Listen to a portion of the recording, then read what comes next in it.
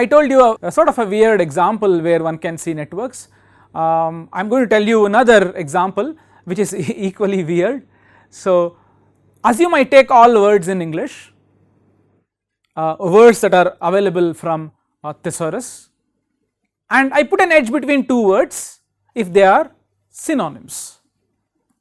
So, obviously love and let us say passion has an edge because they are synonyms, right. Let us say one can think of obtain such examples of let us say I say hate, synonym for hate is bad, right. So, so on and so forth. Now the same old question, once you have a network we will ask the following question, is it connected? So, it is surprisingly true that this network is connected, at least it has a huge component, large component. What do I mean by this? By this I mean you take all words in English thesaurus and you put an edge between two words if one is a synonym of the other. As you know, if A is synonym of B, then B is a synonym of A, it is symmetric. You draw the graph, I am telling you it is connected. So what? Something surprising happens if it is connected. Think about it for a minute.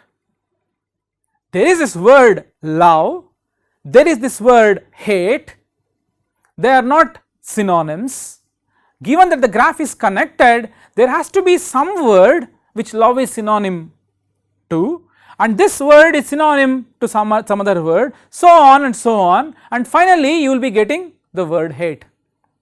Graph theoretically speaking, there should be a path from love to hate, and you move synonymously. What do I mean by this? By this I mean, do you see that if A is a synonym of B and B is a synonym of C, A should be a synonym of C. That is what it means. Synonym means what? These two mean the same. If the word A means the same as B, if the word B means the same as C, then the word A must mean the same as C. But you observe that from love you can go to hate through synonyms, which means love is synonymous to hate.